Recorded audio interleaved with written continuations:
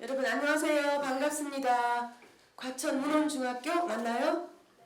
네, 감사합니다. 저는 오늘 사회를 맡은 오은명입니다. 인사드리겠습니다. 청소년과 함께하는 세대공감 토론회입니다. 경기도 문화의 날 문화예술 프로그램 지원 사업이죠. 경기도가 후원하고 한국효문화센터가 주최하고 과천시가 후원을 하고 있습니다. 한국효문화센터는 2009년에 설립이 됐는데요. 여러분 또 참여한 학생이 있을 것 같은데 효그림, 글그림, 공모전, 무용대회, 포럼 등 여러 가지 효와 관련된 다양한 사업을 하고 있습니다. 자, 오늘 진행하는 효 토론회는 여러분이 청소년이 주체가 돼서 효의 방향성에 의해서 생각을 들어보는 자리인데요. 자, 우리 문원중학교 학생들 생각이 어떨지 무척 궁금합니다. 그럼 시작에 앞서서 지금 교감 선생님께서 김철환 교감 선생님께서 여러분께 응원 메시지를 전하신다고 합니다. 잠깐 들어보도록 하겠습니다. 여러분 박수 주세요.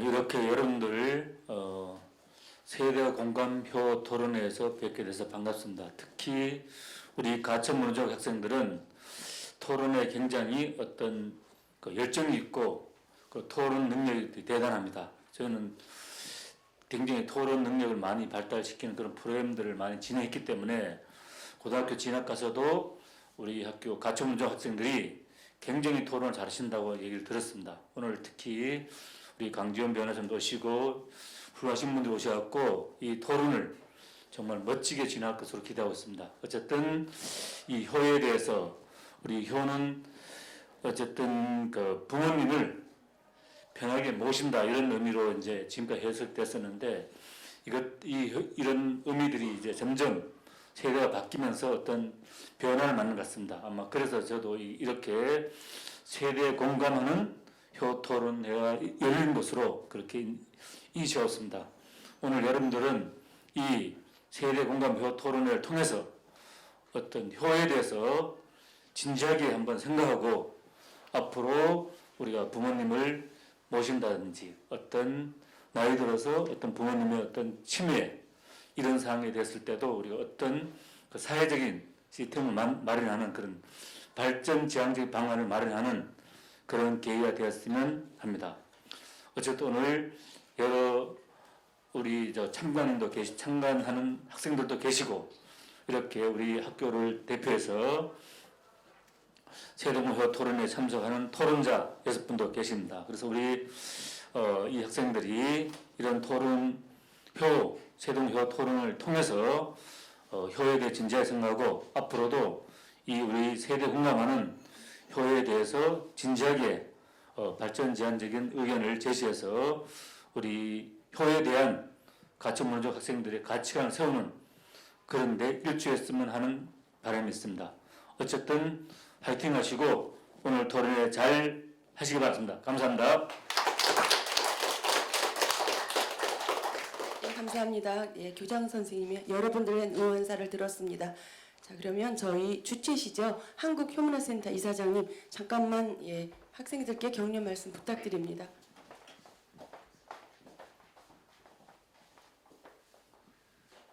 네, 여러분 반갑습니다.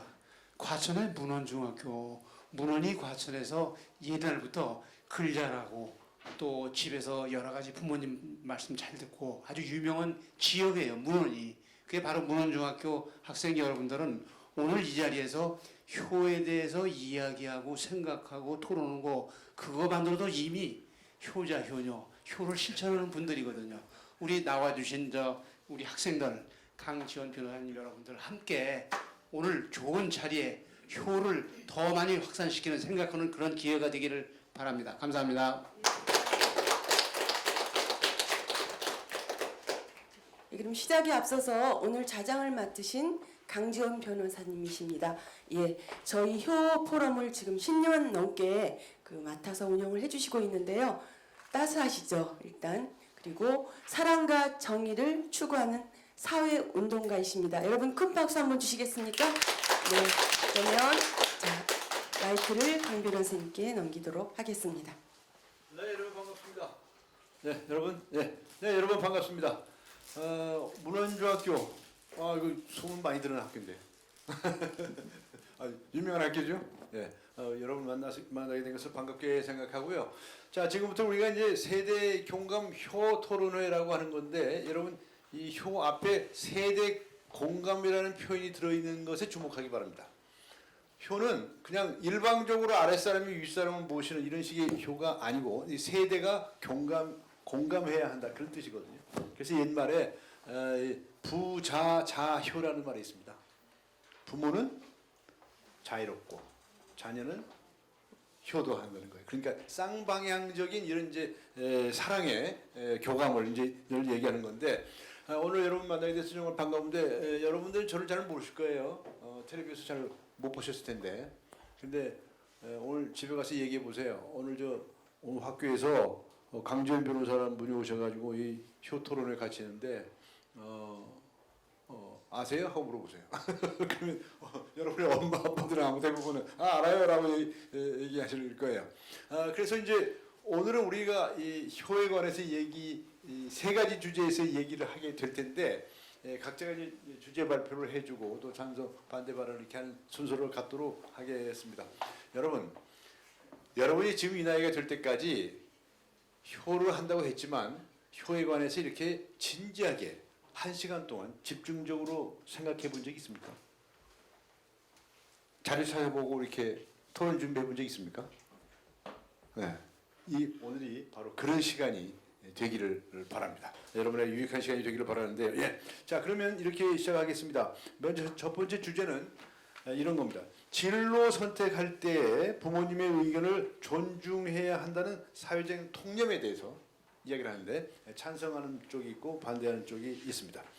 그러면 먼저 찬성하는 쪽에서 이지연 양이 좀 더 자세하게 하고 싶은 얘기를 좀 얘기하도록 하고요. 또 반대 토론은 이제 김민석 군이 자세히 얘기해 주기 바랍니다. 그리고 다른 두 학생들은 자세한 얘기를 자세히 다 얘기할 시간이 없습니다. 그래서 간단히 자신의 생각을 요약해서 그렇게 얘기해 주는 준비를 해 주기를 부탁을 드립니다. 자, 그럼 먼저 그러면 찬성 토론하고자 하는 이지연 양 소개합니다. 여러분 박수로 환영해 주십시오.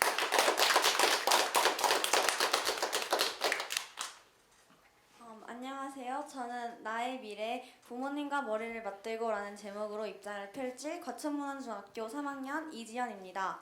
부모님은 진로에 대해 가장 진지하게 함께 고민해 주실 수 있는 분입니다. 진로의 선택권은 당연히 저에게 있지만 부모님의 의견은 충분히 존중해야 한다고 생각합니다. 요즘 시대가 바뀌어 부모님의 의견을 중요하게 생각하지 않는 것 같습니다. 하지만 저는 부모님의 의견을 존중해야 한다고 주장합니다. 세 가지 근거를 들어 설명하겠습니다. 첫째, 부모님의 의견을 존중하며 자신의 진로에 대해 생각할 기회가 주어집니다. 진로를 선택할 때에는 상당히 신중해야 합니다. 자신의 미래를 결정지을 수도 있기 때문입니다. 부모님과 진로에 대해 이야기하는 도중에 부모님이 원하는 자녀의 진로와 자녀가 꿈꾸는 진로가 대립할 수 있습니다. 이 과정에서 부모는 현실성을 고려한 진로 선택에 도움을 줄 수 있을 거라 생각합니다. 둘째, 부모님을 나를 가장 최우선으로 하는 사람입니다.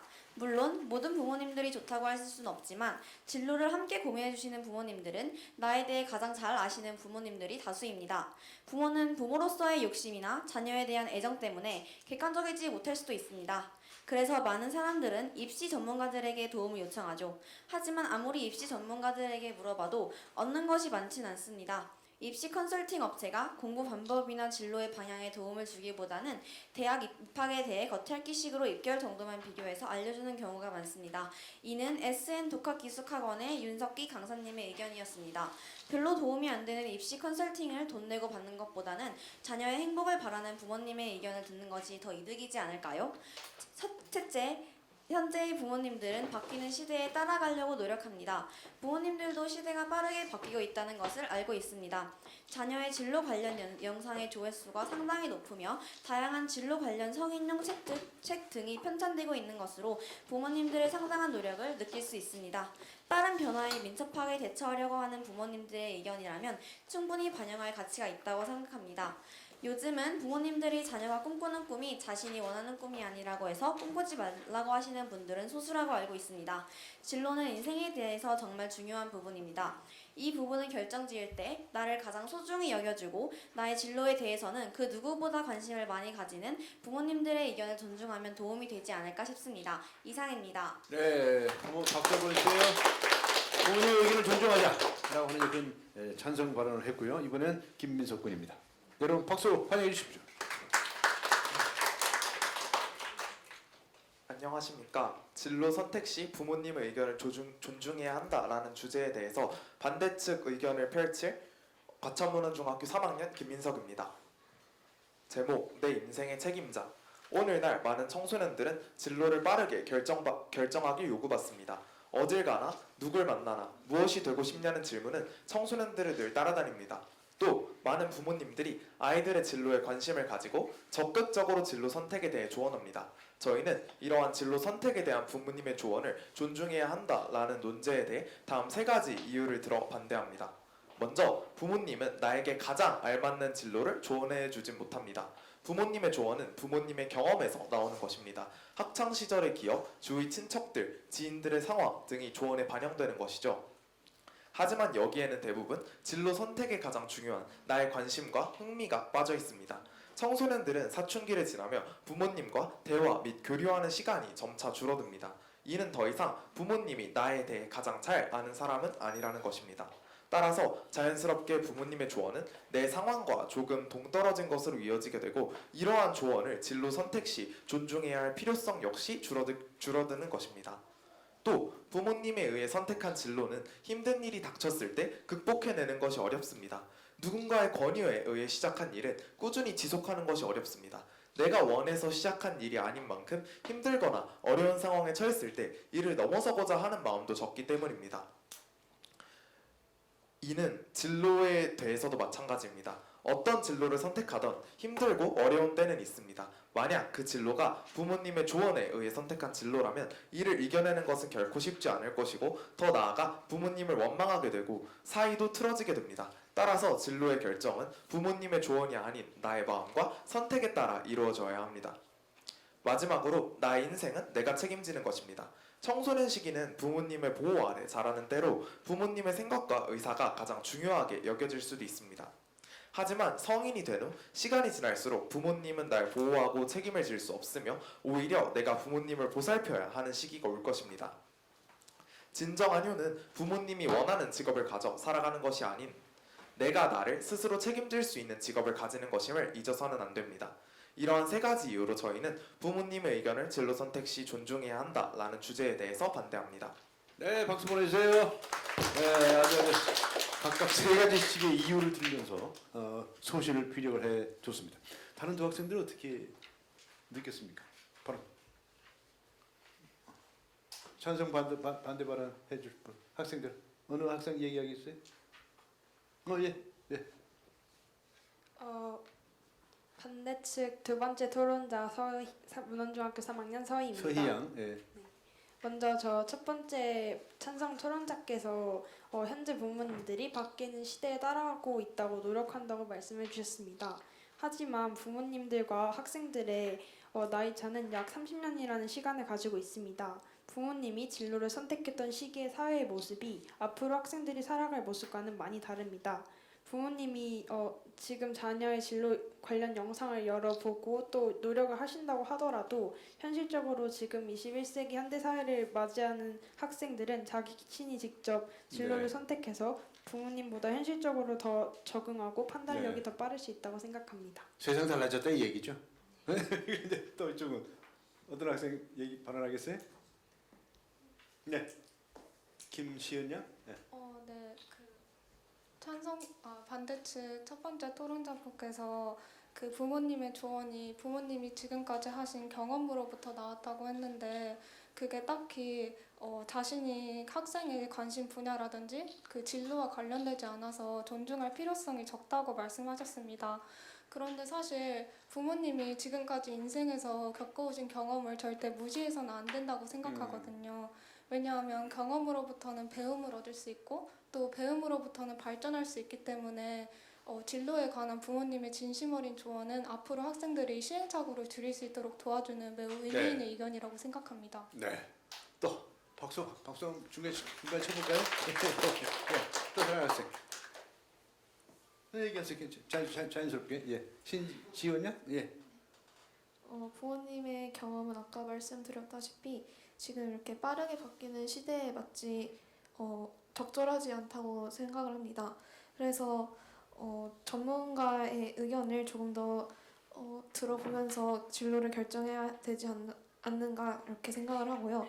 그리고 많은 전문가들이 진로 선택 시에 부모가 자녀에게 자신의 의견을 강요해서는 안 된다고 주장하고 있습니다. 진로 상담 권위자 김봉환 학장뿐만 아니라 한 초등학교 교사는 네. 부모가 학생들의 진로 선택에 언제나 응원해 주는 것이 중요하고 네. 긍정적으로 반응해 주는 것이 자녀의 긍정적 자아 형성에도 도움이 된다고 말씀을 해주셨습니다. 네. 이렇게 전문가의 의견에 따라서 자신의 의견을 진로 선택 시에 가장 중요시하는 것이 맞다고 저희는 주장합니다. 네, 박수 보내주시고요. 그다음에 나머지 유현재 군 어떻게 생각하나요?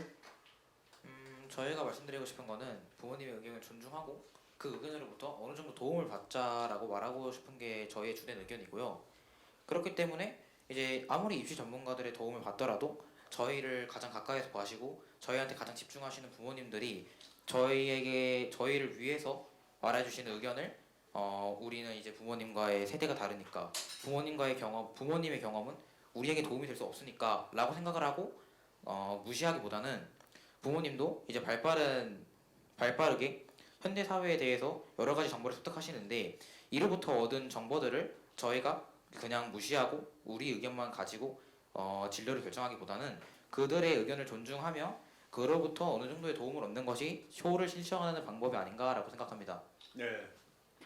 또 박수 한번 보내주시죠.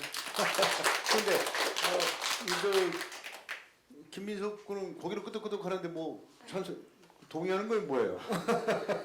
예? 왜 이렇게 고개를 끄덕끄덕 했습니까? 마이크 잡고 예. 이제 경청하고 있다는 걸 보여주기 아 위해서 경찰은 드셨군요. 갑자기 생각이 바뀌었나 싶어가지고 물어봤습니다. 알겠습니다. 자 방청석에도 우리 반가운 게도 몇 학생이 와 있는데 발언하고 싶으시면 손을 들어주세요. 그러면 이제 이런 기회를 좀 만들어 보도록 하겠습니다. 자 첫 번째 주제는 벌써 제한된 시간이 다 되고 가서 두 번째 주제로 넘어가도록 하겠습니다. 두 번째 주제는 치매 부모님이 계실 때 부모님을 요양원에 모시는 현 시대의 이 흐름이 적정한가에 관한 문제입니다. 적정하다고 찬성하는 쪽이 또 새 학생, 또 반대하는 쪽이 새 학생인데 이번에는 어느 학생이 중점적으로 발표를 해주겠습니다. 김시은 학생, 네 마이크 잡아주시고요. 여러분 박수 환영해 주시기 바랍니다. 네, 안녕하세요. 이번 토론에서 찬성 측 두 번째 인력을 맡은 과천문안중학교 3학년 김시은입니다. 저희 팀은 치매 부모님을 요양원에 모시는 현 시대의 흐름은 적절하다는 논제에 동의합니다. 우선 치매란 기억력, 언어기능, 판단력 등 여러 인지기능의 이상을 동반하다가 결국에는 모든 일상생활 기능을 상실하게 되는 노인성 질환입니다. 치매라는 질병은 환자에게도 그리고 곁에서 지켜보아야 하는 가족들에게도 매우 고통스러운 과정입니다. 과연 부모님이 늙고 병드셔서 치매에 걸리게 되시고 스스로 할 수 있는 활동이 점점 줄어들게 되었을 때 이를 전적으로 감당할 수 있는 자식들이 얼마나 될까요? 위 주제에 대해 찬성하는 근거로는 세 가지를 들 수 있습니다. 첫 번째, 치매 부모님을 집에서 돌보는 것은 가족들에게 매우 큰 부담이 됩니다. 치매에 걸린 부모님을 요양원에 모시지 않으면 개인이 가정에서 케어해야 합니다. 그러나 이는 각자 바쁘게 생활하는 가족들에게 과도한 희생을 강요하는 것이라고 생각합니다.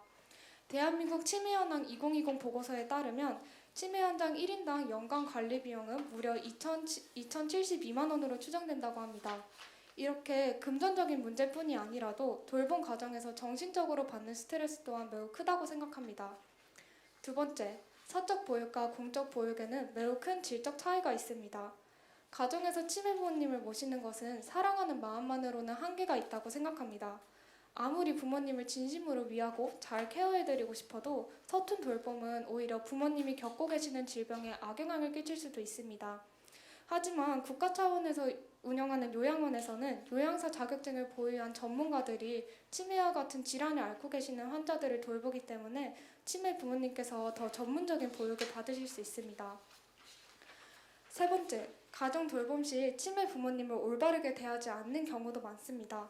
물론 모든 가정이 다 그런 것은 아니지만 치매를 앓는 부모님을 학대하거나 방치하는 사례도 흔히 찾아볼 수 있습니다. 중앙노인보호전문기관에서 보고한 2020 노인 학대 현황 보고서를 보면 학대 판정된 6,259건 중 무려 88%가 노인들이 거주하는 집에서 가해를 당한 것으로 밝혀지기도 했습니다. 지난 삶의 소중한 추억들을 잃어가고 점차 아주 간단한 일도 하지 못하게 되는 치매 부모님을 무리하게 집에서 모시며 전문적이지 못한 돌봄을 이어나가는 것은 모두에게 큰 부담을 주는 것입니다. 진정으로 나를 지금까지 있게 해주시고 돌봐주신 부모님을 공경한다면 전문적인 시설과 인력에서 제대로 된 돌봄을 받도록 하는 것이 바람직하지 않을까요? 그러므로 저희 팀은 다시 한번 치매 부모님을 요양원에 모시는 현 시대의 흐름은 적절하다는 주제에 대해 찬성합니다. 감사합니다. 네, 박수 보내주세요. 네. 요양원에 보내드리도록 하는 것이 적절하다라는 주장이었습니다. 이제 반대 토론입니다. 서희양. 네, 준비됐나요? 네. 박수 보내주세요. 예. 안녕하세요. 저는 과천문헌중학교 3학년 서희입니다. 저는 치매 부모님을 요양원에 모시는 현 시대의 흐름에 적절하다는 데에서 반대 측 의견을 맡도록 하겠습니다. 먼저 효를 중요시 여기는 우리나라에서는 부모님을 요양원으로 모시는 것에 대한 논쟁이 끊임없이 이어지고 있습니다. 부모님을 직접 부양해야 한다는 옛 조상들의 사상과 방식에 달리 최근 사람들은 자신의 편의를 생각하여 치료와 보살핌을 동시에 할 수 있는 요양원을 더욱 선호하고 있습니다. 저는 치매 부모님을 요양원에 모시는 현 시대의 흐름은 적절하지 않다고 주장하고 있습니다. 첫 번째로 치매 부모님을 요양원에 모시는 것은 과거로부터 이어져 오는 효의 기본 사상과 어긋납니다. 효는 부모에 대한 공경을 바탕으로 한 자녀의 행위로 정의됩니다. 모든 효는 행하는 것, 행동이 먼저입니다. 그러나 부모님을 요양원에 모시는 것은 얼굴도 모르는 다른 사람에게 부모님의 요양을 대신 맡기는 것인데 이는 효의 사상과는 전혀 맞지 않는다고 할 수 있습니다. 옛 조상님들처럼 부모님을 직접 부양해야 비로소 효도했다고 할 수 있는 것입니다. 두 번째, 요양원에 생활하면서 부모님은 외로움 등 심리적으로 안정되지 못한 상태에 놓이게 됩니다. 요양원에서는 가족들과 떨어져 지내게 되고 이로 인해 많은 부모님들은 요양원에서 우울증에 걸릴 수 있습니다. 특히 치매란 이 병은 낯선 공간에서 의지할 사람 없이 혼자 생활하다 보면 더 급심한 외로움에 시달려 이 치매라는 병도 심화될 수 있습니다. 또한 요양원에서 하루하루를 보낸 사람들 중 대다수가 죽음이 다가온다는 초조함과 불안을 느낀다고 호소했습니다. 마지막으로 요양원의 시설 관리가 제대로 이루어지지 않다는 사회 문제점도 있습니다. 요양원 대다수가 민간이 운영하다 보니 대부분 자연적 비용을 줄이고 수익을 내는 방향으로 운영하고 있습니다. 요양원끼리 가격 경쟁을 벌여 요양원의 가격은 내려갔으나 양질의 서비스가 제대로 보장되지 않고 있습니다.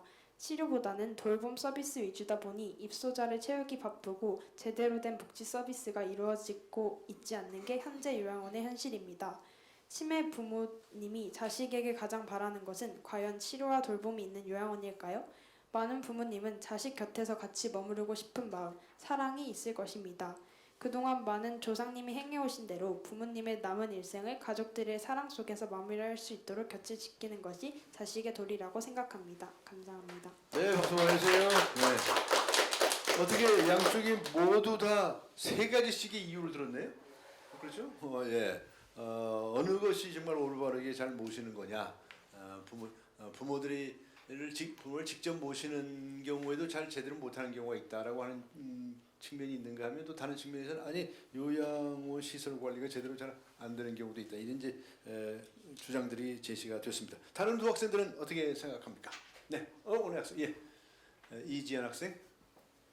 상대 측께서 효는 부모님에게 요양원을 보내는 것은 과거로부터 효 사실에 어긋난다고 하셨는데 그 효의 정의는 부모님을 향한 존경의 마음이라는 정의도 갖고 있습니다.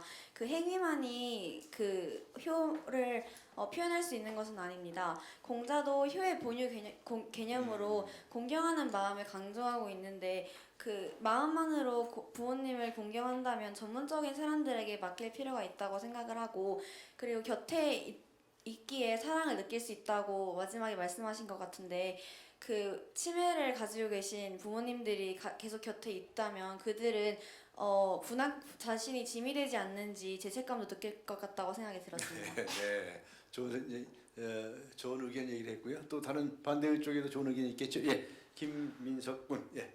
우선 그 찬성 측 토론자분께서 이제 공적 보육하고 사적 보육 간의 이제 질의 차이를 이유로서 말씀을 하셨는데, 네. 이제 저희는 오히려 그 이유가 아예 반대로 뒤집혀야 된다고 생각합니다. 이제 공적 보육의 질 같은 경우에는 아까 이제 저희 토론자께서 말씀하셨던 것처럼 이제 보육원에 대한 관리 문제와 그리고 민간 보육원이 이제 아무래도 대다수이다 보니까 이제 민간 보육원은 허가가 아닌 신고만 진행해도 영업이 가능한 곳들이기 때문에 이제 공적 보육의 질이 오히려 사적 보육의 질보다 훨씬 떨어질 수 있다고 생각합니다.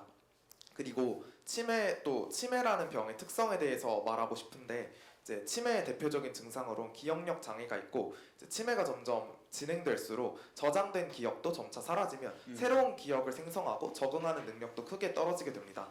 이제 이렇다 보니까 치매 환자들 같은 경우에는 새로운 환경에 적응하는 능력이 기존에 비해서 크게 떨어지게 되고, 대부분의 치매 환자들이 이제 요양원이라는 새로운 환경에 노출됨으로써 오히려 병이 더 심해지고 극심한 불안감과 이제 공포를 느낀다고 합니다. 그래서 가족의 편리함을 이유로 치매 환자의 편안한 여생을 희생하는 것은 옳지 않다고 생각합니다. 오히려 더 심해질 수가 있다. 네. 박수 보내주세요. 예, 의원님 또 반대 발언 들어보겠습니다. 찬성 발언. 예, 예. 일단 저희가 말하고 싶은 거는 이영재 군. 일단 처음으로 우울감 때문에 이거 요양원에 부모님을 모셔놓으면은 오히려 이런 치매라는 병의 특성 때문에 이게 더욱 심해질 수 있다라고 말씀하시는데, 저희는 이제 요양원에 모시고 나서 끝이다라고 말하고 싶은 것이 아니라, 요양원에 모시고 나서도 집에서 보육을 하는 것처럼 주기적으로 만남을 가져서 부모님의 상태를 살피는 것이 중요하다고 생각을 하고요. 이 과정에서 이 보육원이 가지고 있는 시설의 질이 얼마나 높은지 이런 것들 또한 확인할 수 있기 때문에 이제 반대측 쪽에서 말한 이제 공사 보육의 질의 차 때문에 오히려 보육원에 맡기는 것은 이거는 잘못됐다라고 말하시는 것 또한 해결이 가능하다고 보고 있습니다. 또한 이제 아까 효의 기본 사상에 대해서 말씀하셨는데, 이거는 이제 현 시대와는 맞지 않는 구시대적인 사상이라고 생각을 하고요. 이에 따라서 저희는 이제 구시대적인 사상 때문에 부모님을 집에다 모셔가지고 오히려 이런 치매라는 병을 심화시키기보다는 전문 간병인들이 계시고 있는 요양원에 모셔서 이런 치매 부모님들의 남은 여생을 반대측에서 말한 것처럼 오히려 더 편안하게 보낼 수 있다고 하는 것이 올바른 효에 대한 사상이 아닌가라고 생각하고 있습니다. 네. 더 좋아질 수도 있다. 네. 그런 주장이고요. 이제 누구 신지영 군. 예, 예. 방문으로 요양원의 문제가 해결 가능함에 대해서 추가적으로 반박을 하고 싶은데요. 먼저 부산의 한 노인 요양병원에서의 노인 학대 방치 문제 사례를 예를 들고 싶습니다. 특전사 출신 30대 요양보호사가 80대 치매 환자를 폭행한 일이 있었는데요. 생활관이 바뀐 것을 기억하지 못하고 예전 생활관으로 들어가고자 하자 일어난 일이었습니다. 요양원 관계자는 환자의 가족에게 단순 낙상 사고라고 설명하면서 병원에서 치료를 받게 하였고, 피해자 가족은 폭행 사건을 뒤늦게 전해 듣게 되었습니다. 이처럼 아무리 방문을 하더라도 요양병원에서 의도적으로 치매 환자 가족에게 폭행 사건이나 이런 학대 문제점을 감추려고 한다면 이 문제는 해결되지 않을 수 있기 때문에 요양병원에서 치매 부모님을 모시려는 현 시대의 흐름은 적절하지 않다고 생각합니다. 네. 두 학생 위해서 박수 한번 더 보내주시고요. 우리 저 방청석에 있는 학생들 중에 혹시나 얘기 좀 꼭 해야 되겠다라고 생각하는 학생 없습니까? 마이크 준비될까요? 예, 어느 학생? 어느 학생? 다음번에 할까요? 다음번에 할까요? 예, 다음번에 예. 아주 역시 이 주제에 관해서도 치열하게 양측의 의견이 대립이 되었는데 여러분들이 전부 논리적으로 쫙 설명하는 게 너무 좀 마음에 와 닿습니다. 찬성 얘기들을 들어보면 찬성해야 할 것 같고 또 반대 의견 들어보면 반대해야 할 것 같고 여러분들이 그만큼 설명을 좀 잘해줬다는 의미겠죠? 네. 자, 그럼 세 번째 주제로 가보겠습니다. 부모에게 받은 몸을 감히 훼손하지 않는 것이 효의 시작이다라는 이제 말씀이 있죠. 효경이 나온 말씀인데 그렇다면은 문신, 타투 이거 하지 말아야 한다라는 주장이 있습니다. 이것에 대해 찬성 발언이 주장이 있고 반대 주장이 있는데 이 부분에 대한 찬성 주장은 신지원 양이 해주겠습니다. 예, 발언해 주세요. 네, 효를 위해서 문신을 하지 않아야 한다의 찬성 측을 맡은 과천문헌중학교 3학년 신지원입니다. 피부에 바늘로 잉크를 넣어서 그림이나 무늬, 글씨를 새기는 문신은 현대의 자신을 표현하는 한 가지 방법이 되었습니다. 자신의 가치관을 새기기도 하고 자신이 좋아하는 문구, 캐릭터 등 과거와 다르게 검은색 잉크뿐만 아니라 다양한 색으로 문신을 하기도 합니다. 하지만 조선시대 때 작성된 유교 경전인 효경에서 부모에게 받은 몸을 감히 훼손하지 않는 것이 효의 시작이다라는 말이 있는 것처럼 효를 위해선 자신의 몸을 훼손하는 문신은 부적절하다고 주장합니다.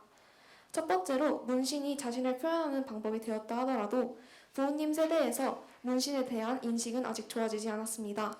20대, 30대는 문신을 하는 것이 자유이고 패션이라고 생각하며 긍정적으로 받아들이지만 50대 이상층은 문신에 대해 부정적인 견해를 보이며 혐오감이 들고 미래에 후회할 것이라는 생각이 강했습니다. 이처럼 부모님 세대에서 문신에 대해 부정적인 생각을 가지고 계신다면 그러한 생각을 가지시는 것을 존중하면서 문신을 하지 않는 것이 효라고 생각합니다.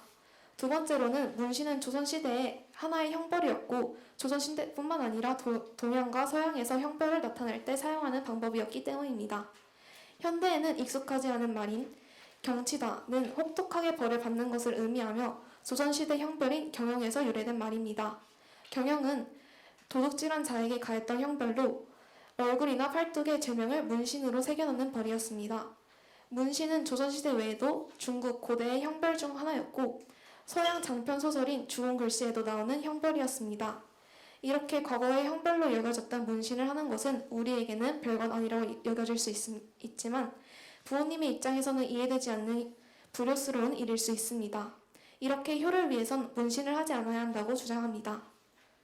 마지막으로 문신은 유교적 입장, 역사적 입장, 부모님 세대의 입장을 고려하는 것을 제외하고도 위생상 문제가 있을 수 있기 때문에 효를 위해선 문신을 하지 않아야 합니다. 미국의 한 뉴욕 주립대 화학과 교수는 문신 잉크의 라벨은 신뢰할 수가 없고 현재까지 완벽하게 안전하다고 지정할 만한 잉크는 없다며 우려를 나타냈습니다. 또한 미용을 목적으로 하는 눈썹 문신, 아이라인 문신, 입술 문신은 부작용이 생길 수 있습니다. 이렇게 위생상 문제가 발생할 수 있는 문신을 하는 것은 효에 맞지 않다고 주장합니다. 문신은 예로부터 형벌로 사용되었고 과거 변제될만 한다는 부정적인 인식이 아직 부모님 세대에 남아 있습니다. 물론 문신을 하는 것은 자신의 자유이지만 위생상 문제가 있을 수 있는 문신을 하며 자신의 건강을 해치는 것은 자녀의 건강을 항상 우선시하는 부모님의 마음에 염려만 쌓는 것입니다. 따라서 효를 위해선 문신을 하는 것이 부적절하다고 주장합니다. 박수 보내주세요. 구문 글씨까지 꺼내가면서 문신해도 괜찮다 이런 입장을 발표해 주었습니다. 이번에는 유영재 군. 예. 안녕하세요. 과천시효 토론대회 세 번째 임론을 맡게 된 유영재입니다. 우리의 몸은 부모님께서 받은 몸이라고 할 수 있습니다. 처음 만들어주신 것도 있지만 성장시켜주신 것도 부모님이기 때문입니다. 이러한 몸을 훼손하지 않아야 한다는 것이 효의 시작이라고 주장하는 것이 효경의 주장이며 이는 오늘날까지도 통상적으로 퍼져 있는 문화입니다. 그렇기에 사회적으로도 몸을 훼손 변형하는 행위는 문신은 여러 가지 주장들이 나오는 주제입니다. 최근에는 그 부정적 인식이 조금 줄어들었다고 하지만 아직까지도 문신이라 함은 몸을 훼손시키는 인식이 강해서 부정적인 견해가 큽니다. 하지만 저는 이러한 문신을 해도 괜찮다고 주장하며 이를 총 3가지의 주장으로 설명하도록 하겠습니다. 첫째로 문신은 본인의 개성을 수행하는 수단 중 하나입니다. 문신은 자신에게 소중하거나 의미 있는 것을 표현할 수 있으며 꼭 그렇지 않더라도 자신의 개성을 표현하는 도구로서 이용할 수 있습니다. 사회적으로 인식이 좋지 않은 과도하며 마이너한 문신들보다는 예쁜 도안들을 이용해 자연스러운 멋을 연출하는 경우도 많습니다. 또한 혼자 하는 문신이 아닌 커플이나 친구같이 집단으로 하는 경우에는 소속감까지 제공할 수 있습니다. 둘째로 문신은 신체를 훼손하는 행위가 아닙니다. 문신의 종류는 무궁무진합니다. 그 중에서는 미용 목적으로 하는 눈썹 문신 같은 종류들도 있습니다. 이들은 신체를 훼손시켜 부모에게 폐를 끼치는 행위라고 보기에는 어렵습니다. 또한 이런 미용 목적이 아니더라도 사회적으로 부정적이지 않을 정도의 적당한 사이즈가 대중적인 도안으로 이루어진 문신들은 신체를 훼손시킨다는 보다는 일종의 몸을 꾸미는 액세서리 정도로 생각할 수 있으며 실제 인식 또한 변화하는 중입니다. 마지막으로 문신은 자신의 상처를 가릴 수 있는 도구로 이용될 수 있습니다. 예기치 못한 사고로 인해 몸에 상처가 남을 경우 문신을 통해 이를 보완할 수 있습니다. 이는 실제로 많은 사람들이 문신을 새기는 계기이기도 합니다. 남들에게 보이기 싫은 상처나 사회적 시선이 느껴질 정도의 부담스러운 상처라면 문신을 통해 가리거나 꾸밀 수 있습니다. 이 과정에서 오히려 플러스 요소로 변화하는 경우도 있으며 이를 통해 자신감을 회복할 수도 있습니다. 위와 같이 극히 마이너한 도안이나 부담스러운 사이즈의 문신이 아니라면 자신의 몸을 치장하는 용도의 도구로 문신을 충분히 이용할 수 있다는 점 때문에 문신을 몸에 새겨도 괜찮다고 주장합니다. 감사합니다. 네, 박수 보내주세요. 네. 근데 지금 문헌중학교 학생들은 전부 다 하나, 둘, 셋 이렇게 버릇같이 매겨가면서 이렇게 발표를 합니까? 이게 논리가 그만큼 정연하다는 이야기인데 나같이 이제 법률 공부를 하는 사람들은 그런 걸 좋아하죠. 그런데 하여튼 여러분 대단하네요. 예. 박수를 보내주고 싶습니다. 자, 나머지 두 학생들 어떻게 봤어요? 어느 학생 얘기해 주겠습니까? 예, 김민석 군. 우선 그 찬성 측 토론자분께서 이제 세 번째 이유로 문신이 자신의 상처를 가릴 수 있는 도구로 이용될 수 있기 때문에 이제 문신을 해도 괜찮다고 주장을 하셨는데, 이제 자신의 상처를 가리기 위해서 문신을 하는 경우는 이제 현대의 이제 사람들이 문신을 하는 이유 중에서 이제 비중을 별로 차지하지 않는, 즉 별로 찾아보기 힘든 예외인 경우라고 생각을 하고요. 그리고 문신이 두 번째 이유에서 신체를 훼손시키는 행위가 아니고 범위가 작다라고 주장을 하셨는데, 이제 여기에 대해서 조금 더 반론을 하자면, 이제 FDA에서 문신을 사용하는 잉크를 규제하긴 하지만 실제 관행은 지역 관할권에 의해서 통제되고 있습니다. 즉 잉크에 대한 명확한 안전 규정이나 관련 기관 등이 갖추어져 있지 않다는 것입니다. 심지어 워싱턴의 피부과 박사는 피부에 물질을 주입하는 것만으로도 간염과 사마귀 등 여러 가지 부작용 등을 일으킬 수 있다고 경고했습니다.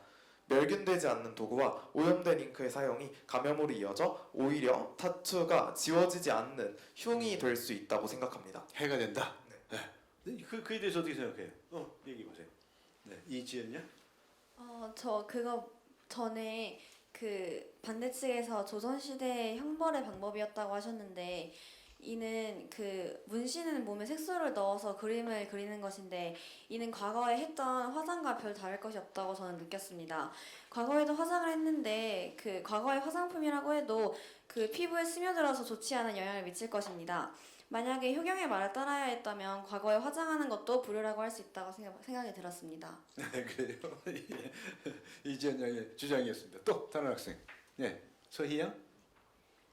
아까 문신을 하는 도중에 사회적으로 부정적이지 않을 정도의 적당한 사이즈와 예쁜 도안들을 이용하면 자연스러운 멋을 연출할 수 있다고 하셨는데, 이렇게 하신 말씀은 결국 사회적으로 부정적이게 미칠 큰 문신은 나쁘다는 것이라고 인정하는 모습이 된다고 생각합니다. 그리고 이러한 문신을 하는 것 자체가 부정적일 수 있는데 실제로 경찰 공무원은 문신을 하는 것이 아예 금지되어 있다고 합니다. 그뿐만 아니라 서빙을 하는 일이나 공무원을 책용하는 일에서 암묵적으로 문신을 하면 안 된다는 규칙이 존재하는 것이 있습니다. 이런 것들을 보았을 때 아무리 사이즈가 작거나 미용 목적으로 이용된 문신이다라고 하더라도 문신을 한 행위 자체가 되게 부정적인 인식을 가질 수 있다는 의견을 말하는 바입니다. 네.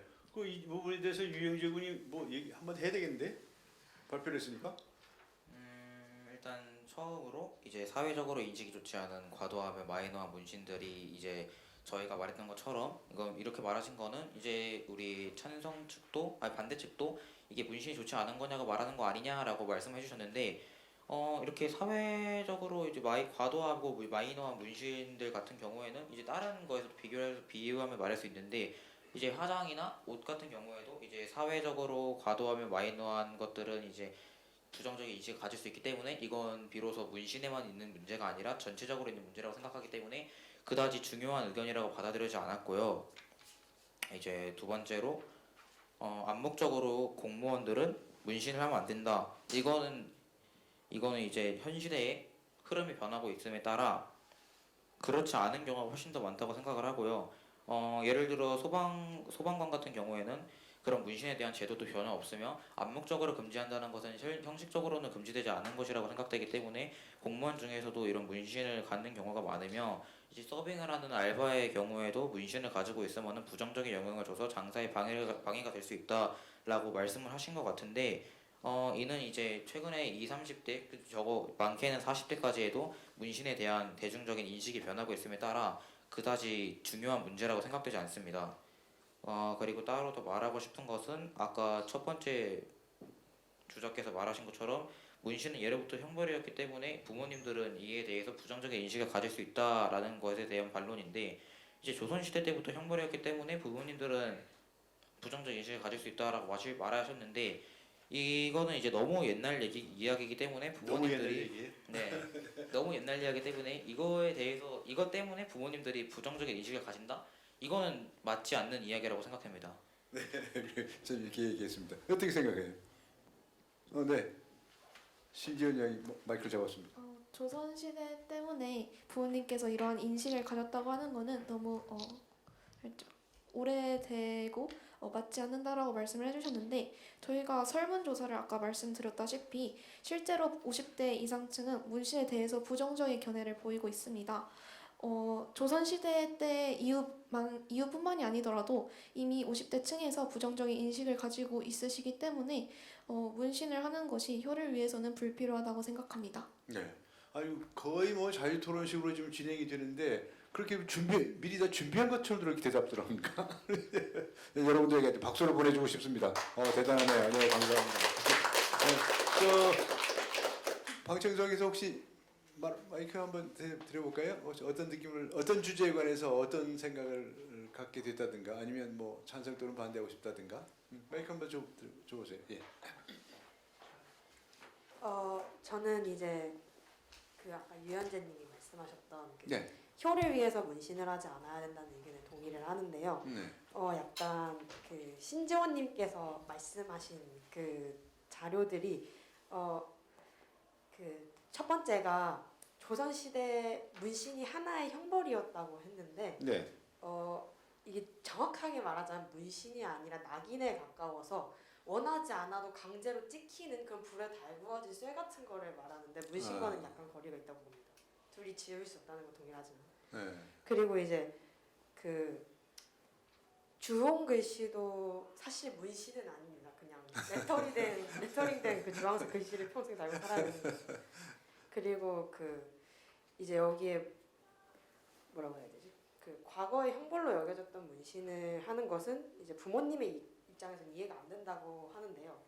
이제 과거에 형벌로 여겨진다기보다는 이제 70, 80년대 범죄와의 전쟁 때문에 이제 야쿠자나 조폭들 그런 사람들이 했던 그런 크고 아주 화려하고 그런 문신들과 그리고 그 문신의 대상들 때문에 그런 반감을 가지게 된 것이라고 생각을 합니다. 제 생각에는 이제 만약에 뭐 엄청나게 큰 것이 아닌 요즘에 그냥 유행하고 있는 레터링 아니면 두들 같은 그냥 색을 칠하지 않은 간단한 선으로 나타낸 모양이라면은 충분히 부모님도 이해해 주실 거라고 저는 생각하고 있습니다. 네, 알겠습니다. 박수 보내주세요. 네, 우리 학생 장모님. 사용하겠습니까? 마이크 좀 준비해 주세요. 네, 하여튼 여러분들이 뭐 요새 문신들 많이 해요? 어때요? 말씀하세요. 네. 저도 또 조선시대 형벌에 관해서 얘기하고 싶습니다. 조선시대에선 이 문신이 형벌로 여겨졌겠지만 현대에 와서는 이 문신에 자기가 새기고 싶은 그 의미가 각자 더 다르고 각자 그 새기는 문신에 따라 생긴 문신의 모양과 의미에 따라서 또 해석이 달라질 수 있기 때문에 예. 각자가 부모님께 충분히 이해만 시킨다면 그 의미를 이해시킨다면 부모님도 충분히 이해해 주실 거라고 생각합니다. 요새 부모님들 뭐 이해를 해 주시나요? 왜 대답 드려보세요? 아직 문신을 안 해봤어요. 아직 안 해봐서 아직 문신을 안 해봐서 대답하기가 곤란하다고 이야기를 합니다. 아무튼 하느냐 안 하느냐 오늘 여러분이 이렇게 토론하는 것은 어떤 결론을 내기 위한 것이 아닙니다. 우리가 이 주제에 관해서 골똘하게 깊이 있게 생각을 해보자는 거죠. 생각해 보다 보면 여러분 나름대로의 생각들이 또 정리가 되지 않을까 싶습니다. 사실은요, 여러분이 더 앞으로 공부하고 더 생각해보고 한다면 오늘 생각이요 내일 바뀔 수도 있어요. 이 토론 결과로 또 1년 후에 또 바뀔 수도 있어요. 그래서 여러분께서 계속 생각하는 습관, 뭐 그렇게 해서 토론을 하는 이런 계기가 되었기를 저는 기대를 합니다. 여러분하고 약속한 시간이 어느덧 다 돼버렸습니다. 저도 충분한 시간을 여러분에게 드리고 자유롭게 토론하고 싶었는데 제가 이 TV 같은 데서 사회를 볼 땐 그랬어요. 이렇게 좀 더 많은 시간을 좀 주고 자유롭게 자유 토론을 이렇게 하게 하고 했는데 시간이 짧아서 안타깝습니다. 그러나 우리 약속된 시간이 다 되었으므로 오늘 시간을 여기서 모두 마치고자 합니다. 한 말씀 해주시겠습니까? 네, 한 말씀 해주시겠어요? 안 하시겠어요? 우리 선생님들께 발언을 할 기회를 드렸는데 모두 사용하셨습니다. 자, 여러분 오늘 좋은 토론이 되었기를 바라고 오늘에 그치는 것이 아니라 여러분이 앞으로 계속 생각을 자신을 발전시켜 나가는데 좋은 계기가 되기를 기대합니다. 여러분 오늘 시간 여기서 모두 마치도록 하겠습니다. 다 같이 박수로 맞이합시다.